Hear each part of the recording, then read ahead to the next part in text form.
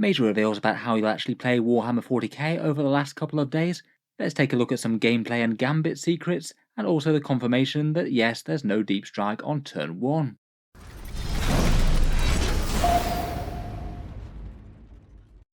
Hello and welcome back to Auspex Tactics, where today I thought we'd cover a few of the details coming out of the preview streams that Games Workshop has been doing over at the Kansas City Open, as well as a massive amount of datasheets that have been coming out of those games. We've also had a few interesting things about the missions being played, and how we'll actually be using our models on the tabletop when we actually start playing games of 10th edition in full. Previously, Games Workshop had given us a fair few details about their mission deck. This is going to be the way that you play Warhammer 40k now for the most part. The standard game mode for the game will revolve around these cards, drawing a random deployment, mission rule and primary mission, and then both players will manage their decks of secondary missions, either taking random ones through the game or fixed ones if they prefer.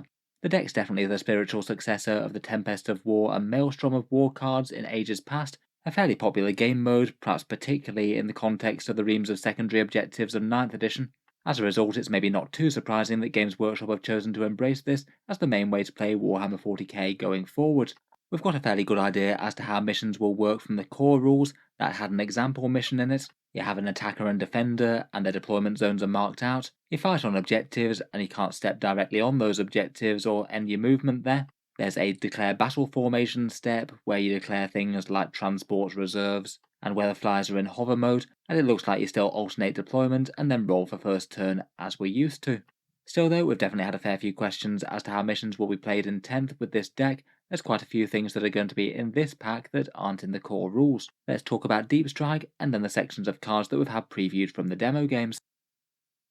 First up, kind of a minor thing now it's confirmed, but would have been a major thing otherwise, is the Deep Strike limitation. I must admit, I was very surprised that there was nothing to forbid you coming in from Deep Strike turn 1 in the core rules of Warhammer 40k. Even though strategic reserves happen to, they limit you to turn 2 onwards. Generally in 40k there's usually been a limit on Deep Strike due to big alpha strikes happening turn 1 if you don't prohibit it. It's generally going to be a good idea to throw massive stuff into Deep Strike, and then jump down and blast the opponent off the board as you get the first hit and good positioning too. I think most people were suspecting that there was a decent chance it will be in the mission pack, though weirdly enough it's not in that example mission that Games Workshop gave in the 10th edition core rules. If you're playing the only war mission, it seems like you can go big Deep Strike Alpha Strike if you really want to. Looks like it's a feature both in the mission deck and in the Combat Patrol game, judging by their preview stream on Wednesday. So I think perhaps fortunately for everyone, that is now definitely confirmed as a negative. I think perhaps the biggest area of weirdness out of this is why they didn't just put that restriction in the core rules and make it a limitation of Deep Strike. They decided to do it with the strategic reserves after all. In 9th edition and 8th edition it has always been tied to the mission pack, and for rules queries on the channel over the years, I've had a whole load of queries about why you can't Deep Strike turn 1. It's just strange not to have it recorded on the core mechanic, and instead hiding away on a different section on the mission rules, somewhere that basically no new players would think to look to find out how they can bring in reserves. Overall, I'm pretty glad that that's not changed though. I think it's a rule that would have caused problems. I feel like the new rapid ingress is making Deep Strike look interesting and scary enough even without that. Otherwise, it does appear that the Battle Ready Painted bonus is alive and well. You still get 10 points for having your army painted and based when it goes into battle. Always struck me as a bit of a weird way of mixing rules and painted armies to me, but I feel like perhaps overall its effect on the hobby is a good one. Definitely means that you see a whole load less grey painted armies on the tables of 40k these days, though I must admit it's maybe a little bit on the bonishing side to newer players who are just getting their collection together. I can't help but think it might just be a little bit dispiriting to be penalised points versus a more experienced player. Still though, I feel like this is maybe a rule that individuals tend to bend and break if they feel like it, even if it might be a bit more strictly enforced at things like tournaments or events. Otherwise though, let's get into the main reveals, and in these new games we've seen a fair few new mission rules, primary missions and deployments, plus a whole ton of secondaries and the new Gambits. These are the 3 mission rules that we've seen so far. The first one is Targets of Opportunity on the left. That one's extraordinarily wordy, but the upshot seems to be that both players will play with an additional tactical objective where they're using fixed or tactical ones for the rest of them. It means there should be a few more victory points going around for bonus secondary objectives happening all over the board. And it's kind of interesting that in this particular mission you might have some players who are partially playing with fixed objectives and partly playing with those flexible tactical ones. Definitely a bit of an interesting twist there. The next one is called Sweep and Clear. This is basically sticky objectives. If you had an objective in your command phase, then you can move off it and you'll continue to control it, almost like your troops plant a little flag in it, and then it's yours from then on until the opponent takes it down. I feel like this one might have a fair bit of overlap with a fair few factions and unit rules in 40k right now. Might mean that if you draw this one, a few units in the game kind of lose their special edge. Say for example the Death Guard and their detachment rule is going to be a bit pointless if everyone gets this anyway. Finally, we've also got the Chilling Rain one, the most boring one. In this mission, no additional mission rules take effect. Perhaps a little bit on the boring side, but to be honest, in games of 40k there's quite a lot going on anyway. Maybe not the worst every so often to have a little bit less admin. Next up, we've got the primary missions, the way that you'll actually be able to score points in 40k. Here we've got Deploy Servo Skulls, Take and Hold, and the Ritual. Deploy Servo Skulls is a pretty interesting one. This is one where basically you can try and make off with the objectives in the midfield. At the end of each turn, each of the objective markers can be moved 6 inches in any direction by the player who controls it. Interestingly though, they have to try and go out and grab the Servo Skulls and then take them towards the opponent's deployment zone. You score 2 victory points for each objective within 12 inches of the opponent's deployment zone, 5 victory points for each one within 6 inches of the opponent's DZ, and 8 points for each one that's entirely within the opponent's deployment zone. Most of the time I find missions that move objectives around a little bit of effort, but I actually really quite like the idea of this one, basically trying to drive those flags towards the opponent's base. Kind of has a bit of a built-in catch-up mechanic in there. It might give your opponent some advantages with positioning later on. I feel like it's maybe one that's a lot easier to do with aggressive melee armies though, rather than keep away gunline type lists. Might be an objective that things like the Tower Empire struggle with a bit more than say some Blood Angels or World Eaters perhaps.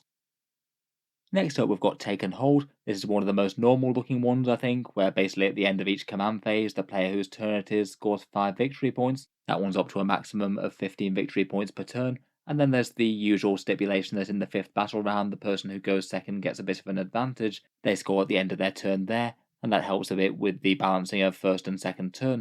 Kind of interesting that these primary missions will be scored at different points. The Servo Skulls one is scored at the end of the turn. I guess that means that you can know which units are battle shocked and then which units can try and move those objectives on, whereas this Take and Hold one means that you might just be failing battle shock just before you score. Finally, we've got one called the Ritual. Again, this one feels like another quirky one. When setting up the battlefield, remove all the objective markers in no man's land except the one that's closest to the centre. It does seem that on the deployment maps that we've seen so far, they both have an objective right in the centre of the board. In each player's shooting phase, the player whose turn it is can select one unit from their army that isn't battle shocked. They can't shoot or charge that turn, but at the end of that turn you get to set up an objective marker wholly within no man's land, and provided it can be set up exactly 9 inches from one other objective marker, and not within 6 inches of any others beyond that. Then in the second, third and fourth battle rounds, you get victory points depending on how many no man's land objectives you secure. That happens at the end of each command phase, like the Take and Hold mission, and you get 5 victory points each. And again, there's that advantage for the player going second, scoring at the end of their turn. Seems pretty fun there. Looks like your troops will be fighting to hold the midfield and set up more objectives. Sort of feels like a pseudo actions type rule, even though those have been removed.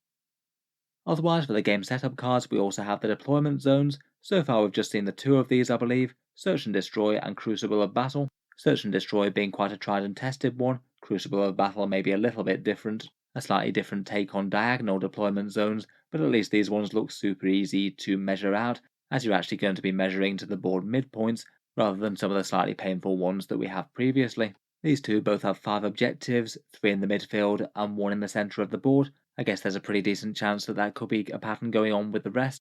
I say there's no major changes to the status quo here, 24 inches separating the deployment zones on the right. You can definitely be a fair bit closer in the Search and Destroy one should you choose to be. Next up, another mechanic that I think a lot of people wanted to know a bit more about were the Gambits. These are a weird and slightly quirky mechanic in 10th edition 40k, aimed to try and give players who are losing badly a chance to score some victory points and do something cool in the game. But it's very rarely actually going to be the technically optimal thing to do to play a Gambit. But if it sometimes gives a player a do or die option to have a chance of winning the mission, then it could be good fun. Realistically, sometimes even 30 victory points at the end of the game isn't going to be enough to catch up, and if you do go down it, then it's going to be a long shot even at the absolute best of times. I think some people really quite like it, and some people don't like it so much. I think it's perhaps partly the randomness that winds people up a little bit.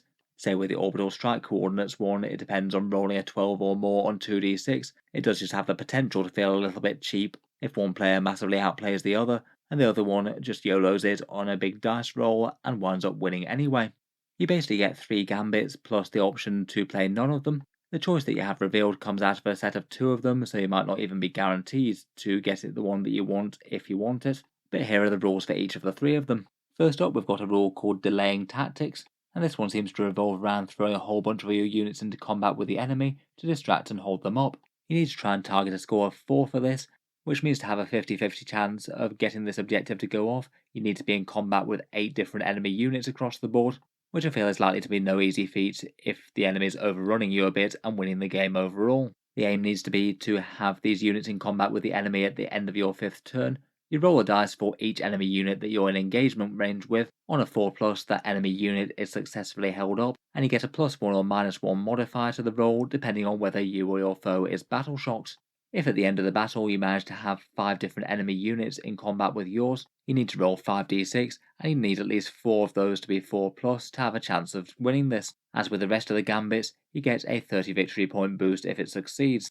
Overall, if things are so desperate that you're taking a Gambit, then I feel like things would have to go quite well for this to be possible in the first place. Having things in combat means that your units need to survive in combat, and if the enemy is any good in melee, then that might not be easy. I guess maybe one to go for if you're thoroughly outscored, but you've got quite a lot of tanky units left perhaps. The next one's called Emergency Evacuation. Your forces are trying to get out of there. Again, this one equates to try and evacuate half your armies, 4 being the absolute minimum. You then need to try and make your units do a bit of a death run towards the centre of the board. At the end of your 5th turn, you need to roll a dice for each unit within 6 inches of the centre. On a 4+, then they get to escape and they count towards your evacuation target, and again you subtract 1 from that roll if your units are battle shocked. Again, it looks like you need to have 8 units to have an average chance of getting that to work, and it's only possible if you roll 4 4+s if you've got 4 units within 6 inches of the centre, when presumably your opponent's been doing quite well throughout the game. Might not be easy, but I guess if you're outlasting your opponent and you think you're winning the damage game but have no chance on the mission, might be one to think about if you draw it. Finally, we've got the one which we'd already heard about from Games Workshop, the Orbital Strike Coordinates one. Your units have to try and get to the edge of the board, get non-battle shocked units wholly within 9 inches of each corner of the board, roll a 2d6, and you get to add 1 for each corner that you control beyond the first. Then you roll 2d6, and if the result is 12 or more, you get that big 30 victory points in exchange for bidding off your primary. Overall, just from a general look of these, I feel like they do the job quite well. A fairly fun objective to have a go at, but all of them seem massively unlikely, even if you somehow manage to be in good control of the game. I feel like it's rarely going to be the competitive option to completely ditch the primary and go for these instead, but it could be a fun option to try and do something different if your army's really on the back foot and you don't think you've got much hope otherwise. It's also a bit weird with the Gambits in that I think that it's quite fun to incentivize people to have a go at doing something, but if they actually just wind up winning a game just through pure good luck, then it might be a bit of a feels bad moment for their opponents. Finally, we've got a deck of secondary objectives, and it looks like now out of the 16 cards that we've got 9 of them revealed to us. These are the ones where you have the option between the fixed secondaries and the tactical secondaries, where you draw them through the game. Apparently the way that the cards work is the ones that with a little list icon printed on them, they're ones that you can use as fixed objectives if you want to. That's present on the Assassination one and the Cleanse one down at the bottom. The one in the middle, Area Denial, that doesn't have that. For the fixed one, you'll just be trying to do the same objective all game long. For the tactical one, you'll have 2 of them each turn, and you get a once per game option to redraw one at the start of the turn with new orders to basically bin off a secondary objective and get a new one in its place. The attacker and defender get identical secondaries, and there's an interesting little special rule about discarding secondary missions as well, in that if you do discard tactical objectives and it's not the 5th battle round, you gain 1 command point. I guess that might be potentially a bit more interesting in some games over others. If you've already got a character that farms command points, I don't think that would stack with the 1 command point limits per battle round that you have for generating them. In any case, taking a quick look through them, first up we've got Assassinate. That can be a fixed one, and it's kill enemy characters for 4 victory points. Instead it looks like you get 5 if you draw it as a tactical mission, and it doesn't look like there's any obvious cap on this, so you could keep on plugging away scoring it if your opponent's got loads of characters. Area Denial is one that you can't use as a fixed mission. For this tactical one, you need to clear the centre of the board and have one of your units within 6 inches of the centre themselves. That one gets you 3 or 5 victory points depending on how far you can keep them away. Then we've got Cleanse. This one can be used as a fixed one. Again, this is one that kind of revolves around doing an action, but not. You can select 1 or more units to forego shooting or charging that turn. and they use that time to cleanse objectives in No Man's Land. If you cleanse one, then you get 2 victory points if you're using fixed missions, or 3 if you're using tactical. And if you cleanse 2, then you get 4 victory points for fixed, or 5 for tactical. It seems that the tactical missions often score you a few more points. I guess they're a bit less predictable. Next up, we've got Secure No Man's Land. This one can't be fixed, and the objective is to control 2 or more objectives in No Man's Land at the end of your turn. That gets you 5 victory points. You still get some if you only get 1 though, and that gets you 2. That seems like one that you'll probably be doing just about every turn anyway, so a very easy secondary there that you don't really need to commit to very hard. Then we've got a potential fixed one called Deploy Teleport Homer. Again, this is an action but not one. Select one unit to forego shooting and charging in your shooting phase. It can't be battle shocked, and if that unit's within your opponent's deployment zone or within 6 inches of the centre of the battlefield, it can deploy a teleport homer and the secondary mission gets points. You get more points for your opponent's deployment zone than the centre of the board. The centre of the board gets you either 2 or 3 victory points depending on fixed or tactical. The deployment zone gets you 4 or 5. Looks like you can only do this with 1 unit per turn. I can't help but think that that looks a little bit on the low yield side if you're using fixed ones, unless you're absolutely certain that you can throw units into your opponent's deployment zone all game long. Next up, we've got Engage on all fronts, and again this one can be fixed if you like. Get units that aren't battle shocked into 4 different table quarters for 4 victory points, or 2 victory points for 3. Again, you get a bonus victory point if you're using tactical objectives. Next up, we've got the new incarnation of Bring It Down, destroy big vehicles and monsters. Again, it can be fixed, and maybe one to go for if your opponent's bringing a massive tank company. This one seems at least fairly generous, 2 victory points each time a monster or vehicle is slain, and then an extra 1 victory point for if it's a big one over 10 wounds, 2 more victory points if it's over 15 wounds, or 3 more victory points if it's 20 wounds or more. Seems like that could get you a whole ton of victory points. Even small vehicles with 6 wounds or so might get you 2 now. And there are some interesting restrictions on the tactical version of it. It gets you 1 more victory point if you achieve it, but you can't get more than 8 victory points from this secondary. No prisoners is just a tactical one, 2 victory points for each kill that you get, up to a maximum of 5. Again, one of the ones that you maybe don't want right at the very start of the game if your opponent's army is hidden, but seems like it's directly in line with what you want to do anyway. Nice and easy. And then finally we've got one called Capture Enemy Outpost. This one means that you need to try and take your opponent's home field objective, which seems very hard. You do get a massive 8 victory points if you do so though. Doesn't sound like one that you want to have on the go early in the game. And then finally we've got Overwhelming Force. Again, this one looks like just a tactical one, and you score 3 victory points for each unit that you kill that was on an objective marker, again to a maximum of 5. Again, very much in line with what your army should be trying to do anyway. I feel like a fair few of the tactical ones don't have to be worked at too hard.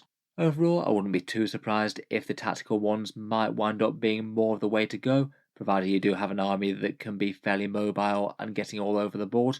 The fixed ones look like they might be a little bit more situational. Say for example, if your opponent's army has taken nothing but tanks, Bring It Down looks very easy. You could net a whole load of points that way. Putting the 2 sets of points together, apparently there's 50 victory points available for the primary missions. Looks like some of the missions cap at 15 victory points per turn, but some don't. And then there's going to be 40 victory points in total available for the secondary missions, so I guess to max a fixed secondary, you'd be wanting to try and aim towards the 20 victory point type mark, otherwise you're going to be dropping points. Then I guess add those 2 for the 10 points for battle ready, and you've got your 100 victory points that you can score. Overall, definitely a few interesting things there. I feel after actually having seen the majority of the secondary deck, you get a bit more of an idea as to what your armies might be trying to do in game, and I did quite like being able to see the Gambits as well. I think it's quite fun to see the other do or die missions. Definitely looking forward to giving this mission deck a go. I think it's going to be a little bit more punchy than the 9th edition missions and the tables of secondaries. I always quite enjoyed the Maelstrom and Tempest of War cards. Let me know your thoughts though. What do you make of the new missions, and any other interesting things that you've spotted about them? If you've enjoyed the video, then feel free to subscribe to Auspex Tactics, where I'll certainly keep the regular 40k videos coming. I do tend to post new ones just about every day. I think the next couple of videos should focus on Guard and Eldar datasheets. Finally, if you have been enjoying all the videos, I would just like to mention that Auspex Tactics does have a Patreon page as well, and you can find that linked in the video description below if you're interested in helping support. Channel patrons do get a fair few advantages, seeing certain videos early, regular votes to see what sort of things happen next on the channel, and automatic entry into the regular prize giveaways with a chance to win some big model kits each month. If any of that sounds good to you, or you'd just like to help support, the link is down in the video description. In any case, a massive thank you for listening, and I'll hope to see you guys next time.